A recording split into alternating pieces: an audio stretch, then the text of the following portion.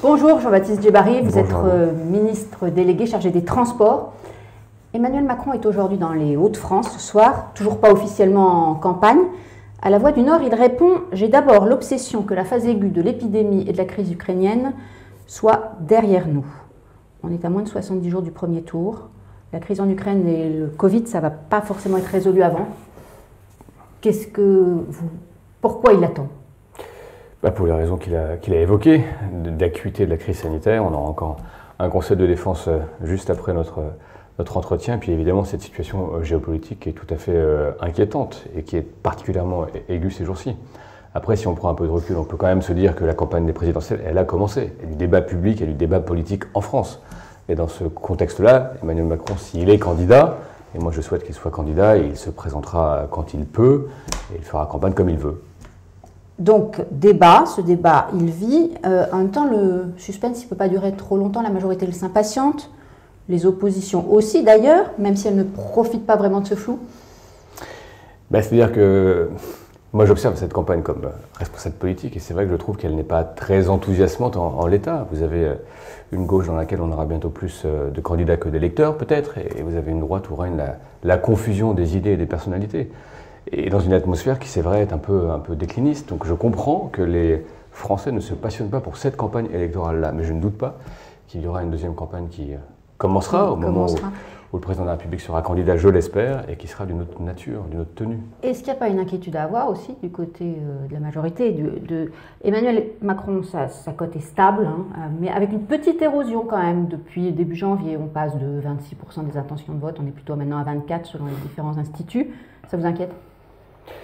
Non, moi, par définition, je le connais, je le vois évoluer, et ça ne m'inquiète pas. C'est la vie politique, avec ses vicissitudes, avec ses hauts, ses bas, et c'est plutôt un haut dans lequel il est actuellement, si on compare sa performance au président précédent. Mais ce n'est pas l'obsession des sondages qui nous intéresse, c'est d'essayer de gouverner ce pays jusqu'au bout comme on le peut, de se redonner des arguments et un sentier de prospérité pour la décennie qui vient, et après le président aura décidé pour lui-même s'il ressollicite le vote des Français.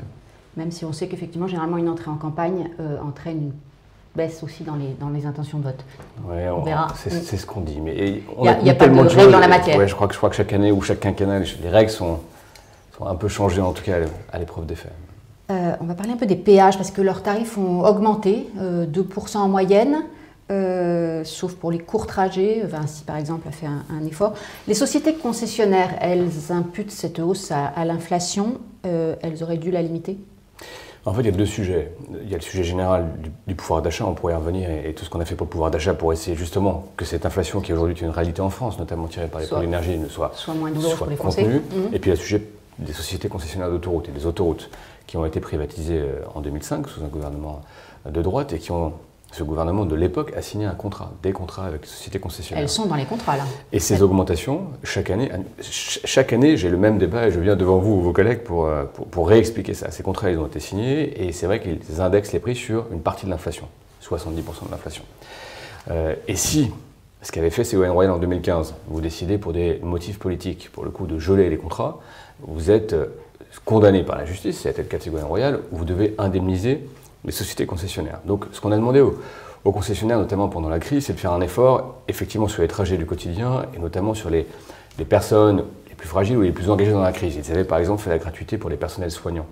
Et on a demandé, elles l'ont fait cet effort. Elles l'ont fait cette année encore, notamment sur les trajets domicile-travail qui, on le sait, sont les trajets qui très majoritairement touchent au portefeuille des Français. Il n'empêche que pour le symbole, pour le pouvoir d'achat des Français, c'est quand même une hausse non négligeable. C'est sûr que 2%, c'est non négligeable. Et ça se met au regard de la politique et générale. Le prix du carburant. Du pouvoir d'achat. Mais ce qu'il faudra, sur ces sociétés de concessionnaires d'autoroutes, sur ces autoroutes, la question qu'il faudra se poser, c'est la question de la suite. Les principales concessions autoroutières arrivent à échéance entre 2031 et 2036. Ça veut dire que 5 ans avant, 2025-2026, l'État devra dire ce qu'il entend faire des concessions autoroutières. Donc pour moi, c'est beaucoup plus ça le sujet, parce que le reste, c'est quand même globalement de la démagogie. Vous avez déjà une idée ? Moi, j'ai plein d'idées, mais il y a une campagne électorale pour le coup, et on pourra faire valoir ces idées. Il y aura un débat. Mais le débat sur la nationalisation, honnêtement, maintenant, c'est vraiment de la démagogie, parce que ça consisterait pour l'État à dépenser plus de 47 milliards d'euros maintenant pour payer des concessions qu'elle récupère de toute façon à compter de 2031. Donc je comprends, c'est un argument fort dans une campagne électorale, mais c'est profondément démagogique. Et par ailleurs, 47 milliards, c'est beaucoup d'argent. L'argument du pouvoir d'achat, il porte, vous le savez. Mais c'est un autre sujet, c'est le sujet des contrats. Et contrats qui sont beaucoup plus encadrés d'ailleurs depuis 2015, avec beaucoup plus de transparence, avec les clauses de revoyure sur les surprofits, je ne rentre pas dans le détail. Mais vraiment en 2015, l'action de l'État a réellement changé, s'est durci à l'égard des sociétés concessionnaires. C'est un débat qu'on doit avoir dès juin 2022. Sur l'avenir des concessions. Sur l'avenir des concessions. Oui, bien sûr, parce que ça va arriver vite. D'abord, 2031, c'est bientôt. On voit bien qu'on a un tissu autoroutier qui d'ailleurs est très bien entretenu, très bien aménagé. Et on a besoin des sociétés concessionnaires en ce moment, par exemple, pour développer les bornes électriques. Et on le fait très bien avec elles. Mais c'est vrai qu'on a un sujet de savoir comment on pilote ces grands actifs publics et comment on fait en sorte d'avoir des services aux usagers qui soient évidemment accessibles sur le plan du pouvoir d'achat. Autre sujet de transport et de services aux usagers, c'est SNCF Connect. L'application a été lancée il y a une semaine. Alors, il y a des bugs, ils sont nombreux, même si, il faut le reconnaître, c'est une énorme migration technique qui, elle, est quand même réalisée. Alors, on le sait, on le voit sur les réseaux sociaux, on a des horaires de bus au lieu des horaires de train, on peut faire Paris-Cognac, on se retrouve avec un Paris rue Cognac-G. Ça va s'arranger? Je n'ai pas vu celle-là. Évidemment que ça va s'arranger. Non, d'abord, c'est effectivement une migration technique extraordinaire. J'ai vu les équipes de Connect hier. J'ai essayé l'application évidemment quand elle a été mise à disposition et je crois que c'est vraiment d'une manière générale une très belle réussite pour la SNCF. Et évidemment, comme toujours dans les grosses migrations, il y a des difficultés techniques qui vont se résoudre, mais en termes de fonctionnalité mise à disposition de l'usager, c'est très supérieur à l'application précédente. On a, je crois, chez ça Connect, déroute pas mal les usagers. Hein. Il y a beaucoup d'usagers, il y a plus de 20 millions d'usagers sur la SNCF. Donc c'est normal, vous dites, ça fait partie c'est les prix à payer d'un changement. À chaque fois qu'on a une grande migration, à chaque fois qu'on a un changement d'identité visuelle, quelles que soient les marques, on a toujours ces moments de... Ce changement, il était nécessaire, parce qu'on l'a dit beaucoup aussi, oui, SNCF était à peine installée, que hop, on change. C'est nécessaire pour, je pense, une seule raison, c'est qu'aujourd'hui, quand on raisonne transport et déplacement, on ne raisonne plus le train seul, le bus seul, le taxi, le VTC, la trottinette, etc., le vélo. On raisonne tout mode de transport. Et cette migration, un peu techniquement, elle prend en compte ça permet de construire l'intermodalité. Autrement dit, de vous faire des propositions aussi dans le futur, dans les mois à venir, de faire des propositions d'offres très intégrées. Et évidemment, écologiquement, ça a un intérêt. Et il faut que techniquement ça marche, mais les équipes sont extraordinairement mobilisées. Vous leur avez mis un peu la pression? J'ai pu les voir hier. En tout cas, je leur ai dit la volonté du gouvernement de continuer à digitaliser l'ensemble des offres de la SNCF, ce qu'ils ont très bien fait d'ailleurs dans la décennie précédente, et à donner toujours plus de services aux usagers, et ils sont très engagés sur le sujet. Vous êtes très présent sur les réseaux sociaux, roi du TikTok, près de 500 000, même plus de 500 000 abonnés, je crois. 800 000. 800 000. Vous faites quoi de cette popularité? Je montre ce que je fais au ministère des Transports. Et je vais vous dire, ce qui me fait le plus plaisir, c'est effectivement une belle communauté maintenant, 800 000 abonnés, et donc beaucoup de jeunes, et beaucoup ne savaient même pas qu'il y avait un ministre des Transports, et encore moins ce que ce ministre des Transports faisait. Et donc moi je suis ravi qu'ils sachent ce que je fais.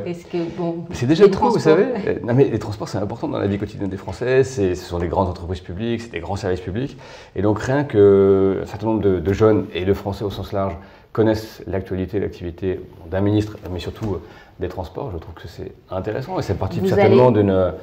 Vous allez penser que les jeunes, l'élection présidentielle, c'est assez loin de leurs préoccupations, comme beaucoup de Français d'ailleurs, parce que seule la moitié des Français s'y intéressent à ce scrutin, 60% quand on est plus optimiste. Ce risque d'abstention massive, vous allez essayer de le transformer en intérêt pour le scrutin? Mais moi, je pense que la vie politique, c'est essentiel. D'ailleurs, je vois que chez les jeunes, en vérité, il y a beaucoup d'intérêt pour la vie politique, pour la vie en société. Parfois, il y a une incompréhension des propositions des responsables politiques. Et on parlait de la campagne électorale il y a quelques instants. Honnêtement, elle n'est pas passionnante, elle n'est pas enthousiasmante. Et quand on dit que rien ne va dans ce monde absolument dramatique et que la France est la dernière des nuls, etc., vous voyez que ça peut enthousiasmer personne, ni les plus âgés, ni les actifs, ni les jeunes. Donc il est temps qu'Emmanuel Macron entre en campagne. Moi, j'espère. En tout cas, il est temps d'avoir un discours, je pense, plus positif pour le pays, parce qu'en fait, il se passe des choses extraordinairement positives dans le pays. Et il est temps d'arrêter aussi de penser qu'il y a une catégorie de jeunes qui s'appelle les jeunes et qui sont tous pareils, qui sont tous reclus derrière Netflix. Enfin, tout le monde, il y a une diversité absolument incroyable chez les jeunes, il y a beaucoup d'engagement politique chez certains jeunes, et puis il y en a beaucoup qui regardent la politique et qui aujourd'hui ne trouvent pas d'offres. Et évidemment, le rôle probablement des responsables politiques, c'est d'essayer de leur faire voir les choses d'une façon un peu différente. Merci Jean-Baptiste Djebbari. Merci à vous.